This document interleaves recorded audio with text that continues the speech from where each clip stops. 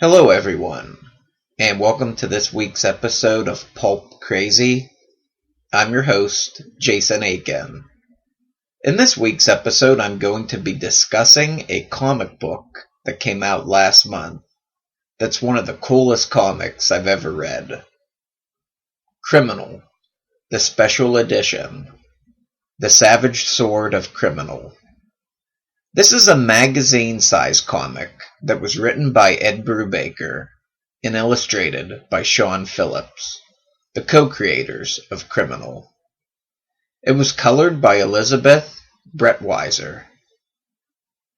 I'm going to be discussing the magazine-sized variant for the most part in this episode, but there was a regular-sized edition put out without all of the design elements. Later in this episode, I'm going to include a video and do a side-by-side comparison of the two. I'll also put Savage Sword of Conan next to some Savage Sword of Conan magazines for comparison as well. Now, I'm going to try and explain this one-shot as best as I can, and hope everyone stays with me. But I think the video will ultimately do a better job visually than I can do via audio.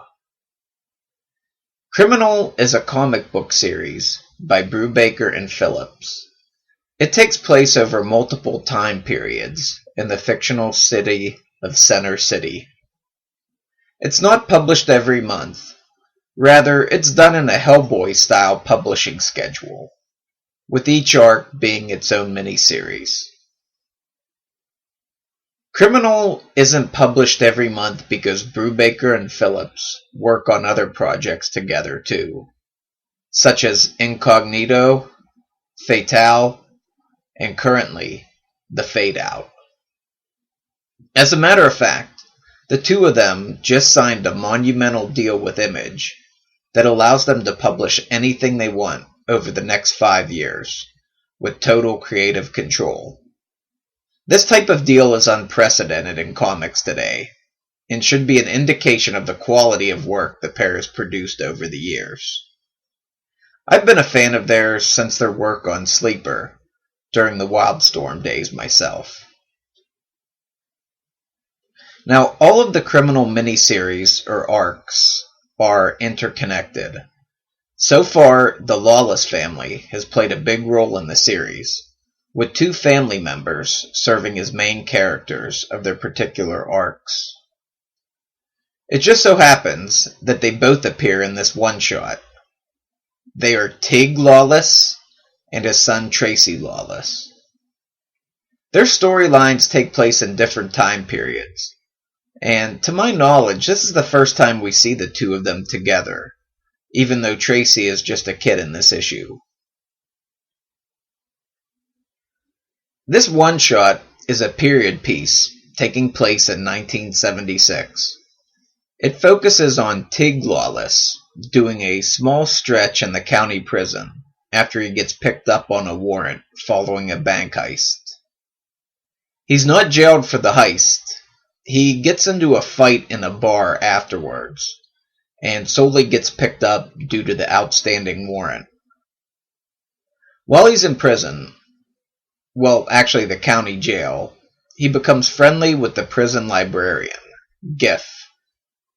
It's from Giff that Tig picks up his prison reading material, a sword and sorcery comic magazine, Sword of the Savage. Things get kinda meta here. Sword of the Savage is a comic magazine within the world of Criminal, but the pages of the comic are replicated, and they alternate along with the Tig Lawless story in the very comic the reader has in their hands.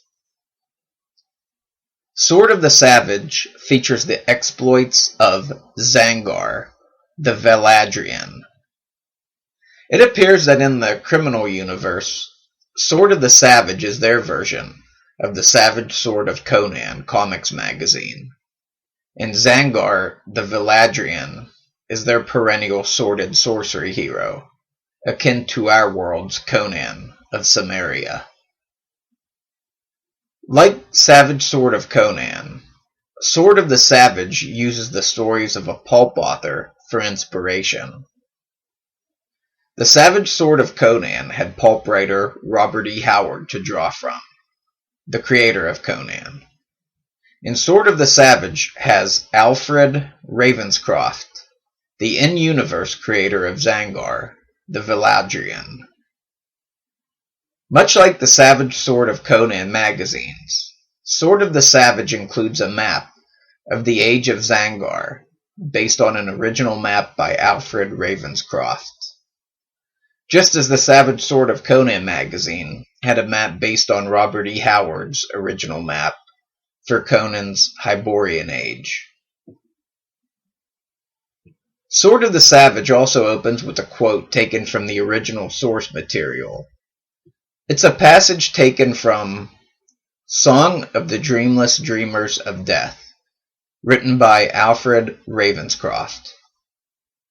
Now, if you've ever read a Conan comic before, you know these typically open with a quote from the Numidian Chronicles, from Phoenix on the Sword by Robert E. Howard.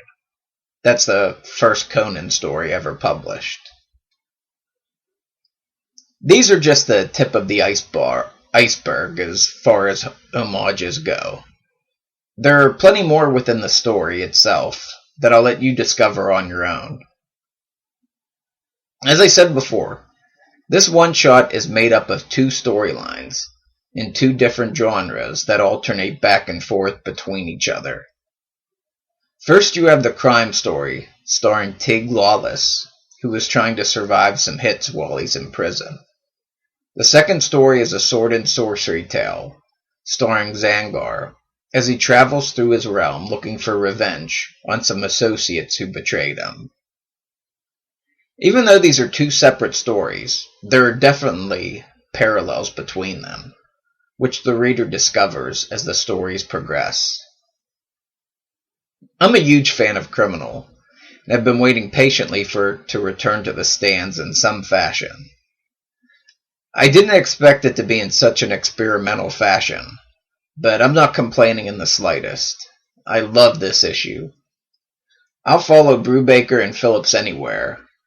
And while I enjoyed Fatale, and I'm also enjoying the first few issues of the Fade Out, the real battle for my favorite Brubaker and Phillips series is always going to come down to Criminal and Incognito.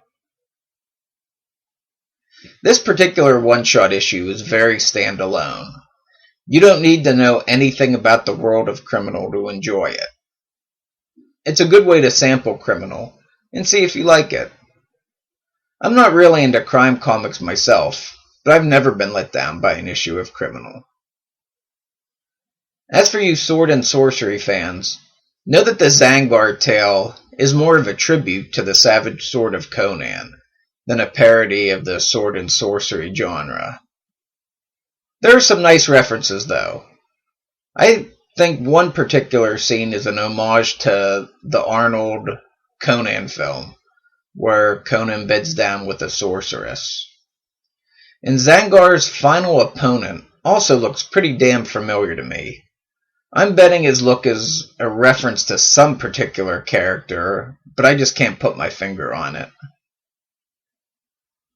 I enjoyed the Zangar stuff so much, I hope Brubaker and Phillips do another sword and sorcery one-shot, featuring him in the future. I highly recommend getting the magazine variant of this, if you can get your hands on it. In the magazine variant, you're also going to get some cool design aspects that replicate the look of the old Savage Sword of Conan magazines.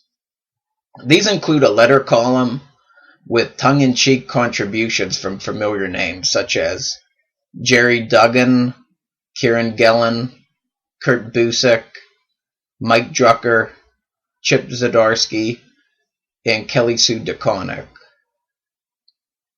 I found Kieran Gillen's letter to be my personal favorite. He writes the letter acting as an Alfred Ravenscroft purist, who writes in to lecture the creative team on how the story should be adapted, as well as correcting them on what type of helmet should have been used, amongst other details. I'm a big fan of Gillen's World War II alternate history comic, Uber, from Avatar. And from the back matter pages of that book, I'm thinking this letter probably wasn't much of a stretch for him to write. He's big on historical accuracy in his fiction. Uber's a great comic, though, and I highly recommend it. I'm hoping I'm explaining this properly and clearly enough for you, but if I'm not, the forthcoming video will provide some clarity. If you're listening to this via the podcast, definitely come to the YouTube channel and watch the video for this episode. I'll be back to close out the show afterwards, but first, here's the video. I'll narrate some portions of it when applicable. Okay, there is the standard edition on the left and the variant edition on the right. By this sword I live, that's a play on by this axe I roll. Call says that, another Robert E. Howard character. That painting there in the magazine on the left, that's also done by Sean Phillips. I think he just signed it under a different name there. I looked at his signature on that, and it's pretty close to the signature he uses on the old Sleeper covers. This just gives you an idea what the black and white interiors look like. The whole interior isn't black and white, just the sword and sorcery portions of it. There's not a reproduction, but an homage to the old ads that were on the back of these magazines back in the day. Here's a comparison to an actual Savage Sword of Conan magazine. It's a later one, number 205. I don't have any earlier ones than that. There's the map.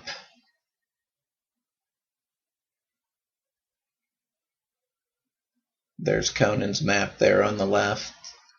So you can see that these are actually in very similar styles, layout-wise. Ad for a Hyborian War Conan game on the back.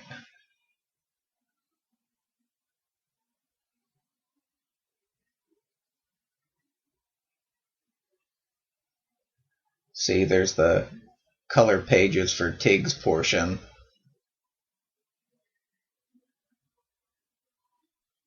Good bit of color pages here. I'd say there's more color pages than black and white. Here's all the criminal books if you're interested. There's the letters column.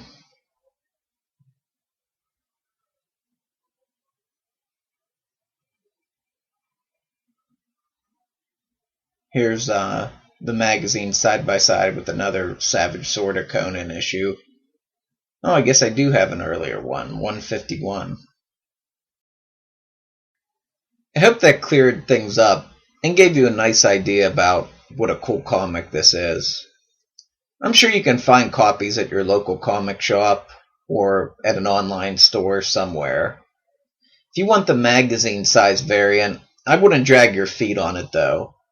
I'm not sure how many of those were actually printed. It might be best to grab one if you're interested pretty quickly here. Check out the show notes for links to where you can purchase comics by Brubaker and Phillips, as well as any related websites I can find for those two. Well, that's it for this week's episode. Pulp Crazy is located at pulpcrazy.com. I'm at Pulp Crazy on Twitter and facebook.com/pulpcrazy. My YouTube channel is located at youtube.com/pulpcast. You can also email me at pulpcrazy@gmail.com. Thanks for watching, and I'll see you next time.